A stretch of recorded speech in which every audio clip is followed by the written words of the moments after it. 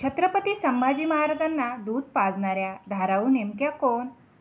सईबाई ह्या फलटणच्या निंबाळकर घराण्यातील मुधोजीराव नाईक निंबाळकर यांच्या पुत्री होत्या. निंबाळकर तंजावरांच्या पवार कुळातील घराणे आहे. सईबाई यांना तलवारबाजीची आवड होती. सईबाई यांचा विवाह शिवाजी महाराजांशी लाल महाल येथे 16 मे 1640 रोजी झाला. त्यावेळी शिवाजी महाराजांचे वय 11 वर्ष तर सईबाईंचे वय 7 वर्ष होते.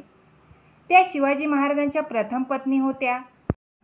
त्यांनी वयाच्या 24व्या वर्षी 14 मे 1657 रोजी संभाजी महाराजांना जन्म दिला.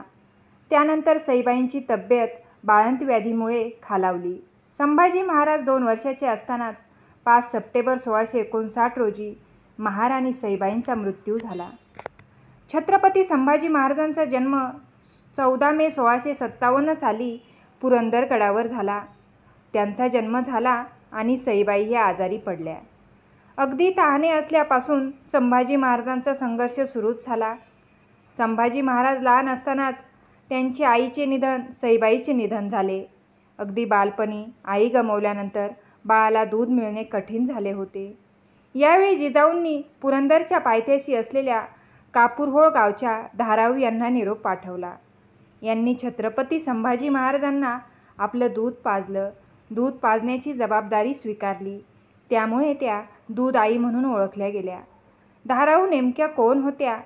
पुण्याजवळील भोर मावळातल्या कापूरहोळ गावातील एका कुलवंत मराठ्यातील कुटुंबातील धनगर कुटुंबातील त्या स्त्री होत्या. त्या तुकोजी गाडे पाटील यांच्या पत्नी होत्या. संभाजी महाराजांच्या आई महाराणी सईबाई यांच्या निधनानंतर त्यांनी बाळ शंभूराजे यांचे संगोपन केले. नुकत्याच बाळंत झालेल्या धाराऊंनी पोटच्या मुलासोबत शंभूराजांना दूध पाजले. 16 होनांची तैनाती. छत्रपती शिवाजी महाराजांनी या कृतज्ञतेची जाणीव म्हणून धाराऊंना दरवर्षी 16 होनांची तैनाती करून दिली. एवढंच नव्हे तर त्यांच्या मुलांना स्वराज्याच्या सेवेतही घेतले. धाराऊ यांचे महत्त्व काय आहे? धाराऊ यांनी संभाजी महाराजांना दूध पाजण्याची जबाबदारी स्वीकारली.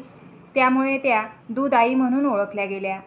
त्यांच्या नावाचा उल्लेख संभाजी महाराजांच्या बालपणीच्या कहाण्यात वारंवार केला जातो.